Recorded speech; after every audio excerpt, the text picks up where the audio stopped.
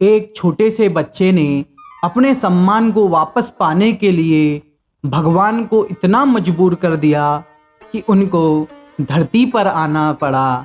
बंधुओं, यदि आप यह कहानी पूरी सुनते हैं तो आप अपने जीवन में अपने सम्मान को बनाए रखने के लिए वो सब कुछ करेंगे जो इस छोटे से बच्चे ने किया था। आइए, आज मैं जो आपको कहानी सुनाने जा रहा हूँ, यह कहानी है विष्णु पुराण से। एक उत्तानपाद नाम के राजा हुए जिनकी दो पत्नी थी। एक पत्नी का नाम था सुरुचि, दूसरी पत्नी का नाम था सुनुति। राजा सुरुचि नामक पत्नी से बहुत ज़्यादा प्रेम करते थे और सुनीति नामक रानी को दासी की तरह रखते थे।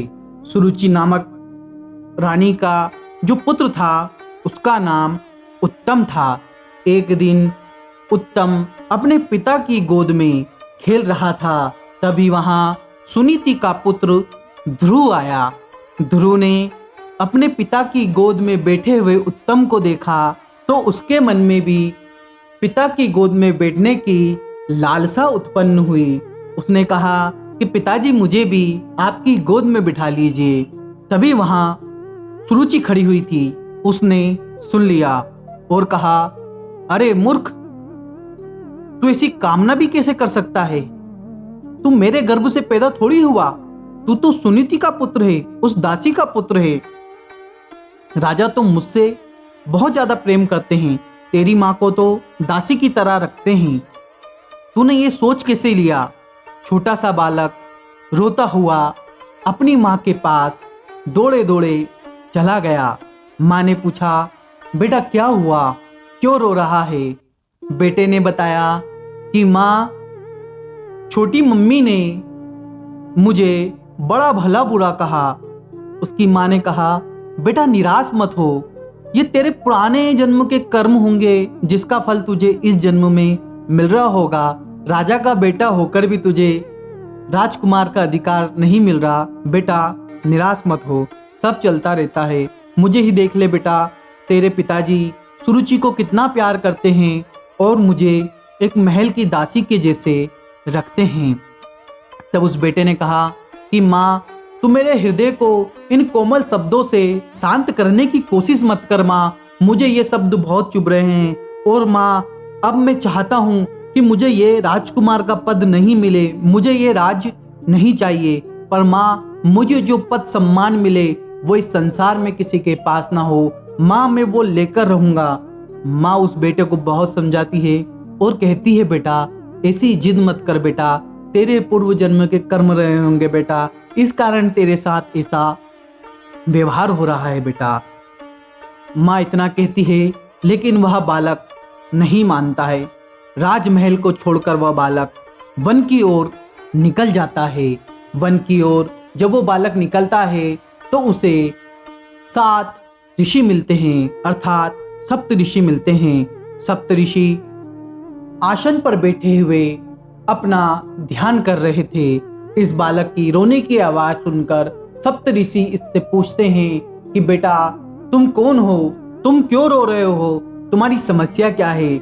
ये बालक पूरी कहानी उन ऋषियों को सुनाता है और कहता है कि हे महात्माओं, मुझे ऐसा पद चाहिए जो आज तक इस सकल संसार में किसी को ना मिला हो।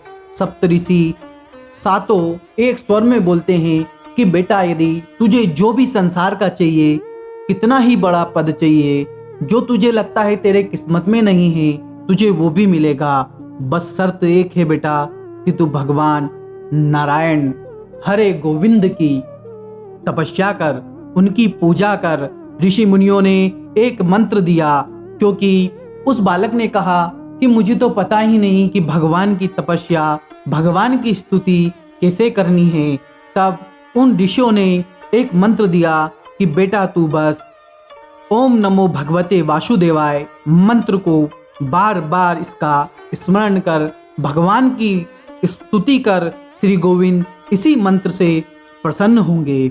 बंधुओं, वह बालक तपस्या करने बैठ गया और ओम नमो भगवते वासुदेवाय मंत्र का जाप करते हुए उसे कई वर्ष बीत गए। जब उसकी तप साधना धीरे धीरे करके बढ़ने लगी तो ऐसा कहा जाता है कि उसके मन भवन में भगवान विष्णु स्थित होने लगे। बंधुओं, उसका भार इतना बढ़ने लगा कि पृथ्वी भी उसका भार नहीं संभाल पा रही थी। उसके बाएं चरण पर जब वो खड़ा हुआ तो पृथ्वी का बायां आधा भाग झुक गया और फिर दाएं चरण पर खड़े होने से दायां भाग झुक गया। और जिस समय वह पैर के अंगूठे से पृथ्वी को दबाकर खड़ा हुआ तो पर्वतों के सहित समस्त भूमंडल विचलित हो गया। उस समय नदी, समुद्र आदि सभी अत्यंत छोटे हो गए और उनके क्षोभ से देवताओं में भी बड़ी हलचल मची। तब याम नामक देवता ने अत्यंत व्याकुल होकर इंद्र के साथ परामर्श करके उसके ध्यान को भंग करने की कोशिश की। उन दोनों ने एक माया रची। उसकी माँ सुनीति बनकर वे लोग रोते रोते ध्रुव के पास गए और कहने लगे कि बेटा, मेरे पे दया कर बेटा, तू मेरा एक लौता सहारा है। तुझे कुछ हो गया तो बेटा मेरा क्या होगा? मुझ पर दया कर बेटा। अपनी ध्यान साधना को बेटा तू यहीं पर रोक दे।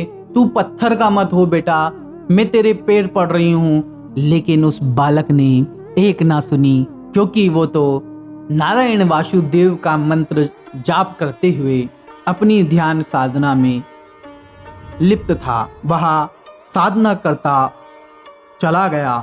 फिर सभी देवता मिलकर भगवान विष्णु के पास गए और भगवान विष्णु को बोला कि हे भगवान, रहम करो, अपने भक्त को समझा लो, नहीं तो सकल संसार समाप्त कर देगा ये तो। भगवान विष्णु मुस्कुराए और कहा, मैं देख रहा हूँ, उसकी भक्ति को मैं देख रहा हूँ और मैं भी ऐसे भक्त से मिलना चाहता हूँ। यह कहकर भगवान विष्णु ध्रुव के पास गए और भगवान विष्णु ने कहा कि हे ध्रुव, मैं प्रसन्न हुआ, तेरी भक्ति की शक्ति से मैं बहुत प्रसन्न हुआ। भगवान विष्णु की बात सुनकर ध्रुव ने आंखें खोली और भगवान के चरणों में प्रणाम किया और कहा कि भगवान, मैं आपकी स्तुति कैसे करूं? मुझे तो आपकी स्तुति का मंत्र भी नहीं पता। मैं तो बालक बुद्धि हूँ, पर लो भगवान, मैं तो आपके चरण पकड़ लेता हूँ। ध्रुव ने उनके चरण पकड़ लिए। अब भगवान कहने लगे, हे उत्तानपाद के पुत्र ध्रुव, तेरा कल्याण हो, तेरा कल्याण हो पुत्र।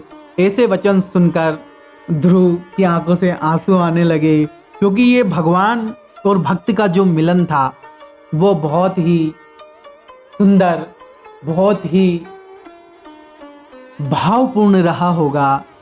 ये बात सब लोग भली भांति जानते हैं कि जब भक्त को भक्ति में मजा आने लगता है तो सकल संसार में उसको कुछ भी अच्छा नहीं लगता है। भगवान विष्णु ने ध्रुव से पूछा कि मांग, क्या चाहता है? ध्रुव ने कहा कि भगवान, कुछ नहीं चाहिए मेरे को जो चाहिए थे वो मिल गए। मेरे को आप चाहिए थे, आप मिल गए। भगवान बोलते हैं कि नहीं नहीं, तूने जो मांगा है वो तो तेरे को देना ही पड़ेगा, क्योंकि मैं तो तेरे ऊपर प्रसन्न हो गया। तो ध्रुव ने कहा कि भगवान, पूरी कहानी सुनाई कि भगवान ऐसी ऐसी बात है। भगवान श्री विष्णु ने जो आशीर्वाद दिया वो आज स्वर्णिम अक्षरों में बड़े गर्व के साथ कहा जाता है कि भक्तों में भक्त, ध्रुव भक्त। जब भगवान विष्णु ने कहा कि जाओ, तुम्हें सबसे उत्तम स्थान ध्रुव तारे का स्थान मैं तुमको आज से देता हूँ। बंधुओं, जब से आज तक सप्त ऋषियों के आगे भी ध्रुव को स्थान दिया जाता है। बस यही भक्ति थी जो ध्रुव को कहां से कहां ले गई। एक सामान्य राज्य का राजकुमार बनकर यदि ध्रुव रह जाता तो वो आज हम लोग ध्रुव के बारे में नहीं जान पाते।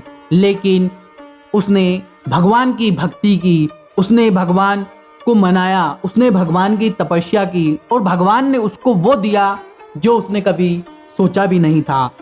हमारे भी जीवन में यही होता है। जब भी हमें कोई छोटी सी चीज़ नहीं मिलती है हम निराश हो जाते हैं, हम दुखी हो जाते हैं, हम भगवान को दोष देना चालू कर देते हैं। नहीं भक्तों, हमको भगवान को दोष नहीं देना है, हमको भगवान का धन्यवाद कहना है और बस भगवान के ऊपर आस्था रखनी है, भगवान के ऊपर विश्वास बनाए रखना है। श्री हरि आपका कल्याण करेंगे। आशा करता हूँ आपको यह कहानी पसंद आई होगी। यदि यह कहानी आपको पसंद आई तो वीडियो को लाइक, चैनल को सब्सक्राइब करना ना भूले। मिलते हैं किसी नई कहानी में, जब तक के लिए जय श्री राम, राधे राधे, जय श्री महाकाल।